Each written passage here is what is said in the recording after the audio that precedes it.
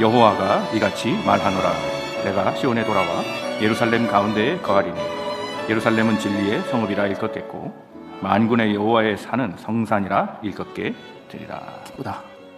배가 고파도 기쁘다. 그런 감격이 있느냐 하는 거예요. 여러분, 뭐든지 잔치 같은 거 이렇게 해보면 주인공들은 밥을 안 먹더라고요. 왜요? 안 먹어도 배부른 거죠. 예루살렘 성전이 다시 살아나기만 한다면 뭐 어찌 기쁘지 않겠어요. 밥 안 먹어도 배고프지 않죠. 오늘 그런 얘기를 하는 겁니다. 근데 이 말씀 본격적으로 들어가기 전에 한번 전체적인 구조의 틀을 좀 볼 필요가 있는데요. 스가랴서는 전부 14장으로 되어 있어요. 둘로 뚝 잘라서 볼 수 있습니다. 1장에서 8장까지예요. 그러니까 오늘 지금 8장 3절 읽었죠? 그러니까 마지막 부분이에요. 마지막 부분은 7장과 8장이 연결되어 있는데 금식에 대한 얘기예요.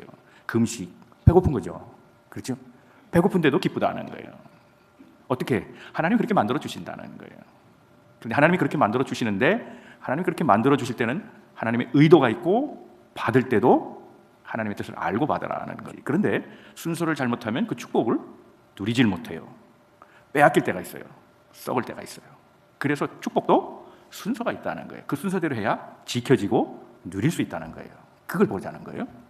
하나님이 스가랴서 3장에 주시는 예루살렘 성에 사는 모든 사람들에게 주시는 하나님의 은혜가 있어요. 그 첫 번째 은혜가 뭔가 하면 진리예요. 그래서 오늘 본문에 뭐라고 말합니까? 진리의 도성이 된다. 진리의 성읍으로 만들어주신다. 진리를 먼저 하고 있어요. 그 성이 무엇으로 회복되느냐? 진리로 회복돼야 오래 간다는 거예요. 거짓으로 회복되면 오래 가지 않겠죠. 아무리 축복을 줘봐야 또 썩어버리겠죠. 그렇죠? 그러니까 진리의 성읍이 먼저 돼야 된다는 거예요. 두 번째 뭐냐면 평화예요. 그 진리로 말미암아 그 다음 단계, 다음 스텝으로 넘어가는데 평화가 만들어진다는 거예요. 그리고 맨 마지막에는 번영이에요. 근데 이걸 거꾸로 해보세요. 번영의 도성이 되기를 먼저 원해요. 우리가 그동안 고생했습니다. 우리는 그동안 경제적으로 너무 피폐했습니다. 돈 벌어도 남의 나라가 다 세금 가져가고 내 노동의 몫을 자기들 것처럼 다 뺏어갔습니다. 그래 우리는 타국에서 집도 없고 돈도 없고 이제는 좀 회복되면 좀 돈이 좀 많았으면 좋겠습니다. 이 얘기예요. 그 번영이에요. 그 번영도 축복이죠.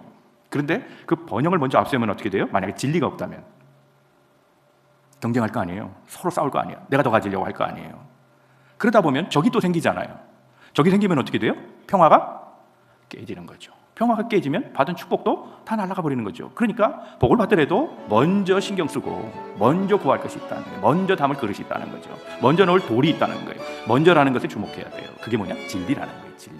그래서 진리가 와야 되고 그 진리로 인해 서로 옳은 것을 행하는데 적이 발생할 이유가 없잖아요. 평화가 만들어지는 거죠. 그 토대 위에 물질이 있을 때, 번영이 있을 때 그때 좋은 도성, 축복의 도성, 다시 회복되는 하나님의 성전 이렇게 된다는 거예요.